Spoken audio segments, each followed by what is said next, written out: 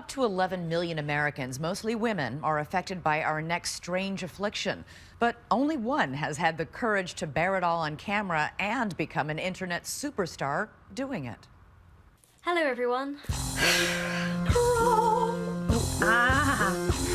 Welcome to the high-octane Technicolor world of BeckieO. Here we go. Long story. Hold on. Hello. Those quirky antics won her thousands of YouTube fans. But what blasted BeckieO to fame was going public with the most private of secrets. This is something I can't talk about. I've tried everything, and nothing seems to stop it. She, like 10 million Americans, suffers from a compulsion to pull out her own hair. It's something I can't stop. That video exploded, had hundreds of thousands of views. It really opened my eyes to how big the condition was. You didn't know anybody else who pulled their hair? Nobody at all. I thought I was on my own. For Rebecca, it's tough living in a culture obsessed by hair, surrounded by women crowned with long, shining locks. So she took her battle to the internet, vlogging about her struggle with a disorder called Trichotillomania, literally the mania to pull out hair. She calls herself a trickster. So is it a relief or a release to pull? Pulling makes me feel better. But then when you see the damage afterwards, then you think, oh, no, okay, that's actually making me feel worse. You would have a bald spot the size of your fist? Yeah, this is the most hair I've had in 5 years. And that terrifies me. Why does it terrify you? Because I'm always worried I'm gonna lose it. As a child, she often played with her hair, but the vlogs of her teenage years reveal a habit spinning dangerously out of control. I can just pull out yanks of hair. I've got hair surrounding the keyboard, and it's... I remember when I was 12 and I was with a counsellor, and she said to me, when you're stressed, where do you feel it in your body? And I remember my answer. I remember holding my hands up and going, in my fingers. It's here. It's not here, it's here. It's here. I want to do things with my hands. The most weirdest thing about pulling is it feels like my fingers are magnets and they're attracted to certain parts of my head.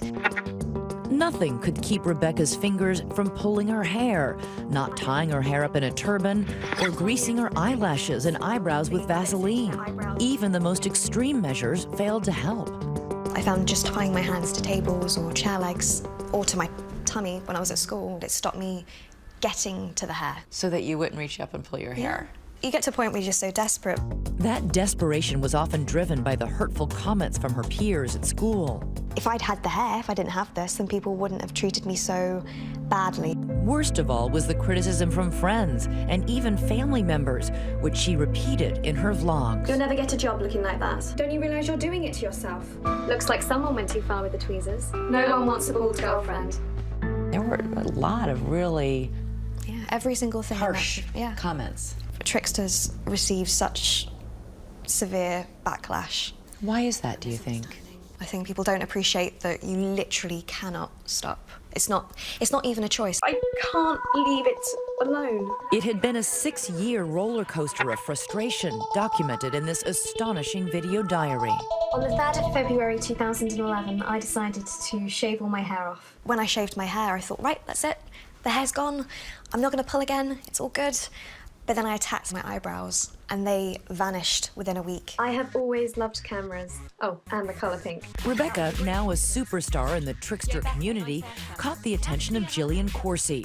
She was casting for a documentary on Trichotillomania. What's the biggest misconception? That it's rare that people who have trichotillomania are freaks. The people I've spoken to feel isolated or like outcasts, like they don't belong.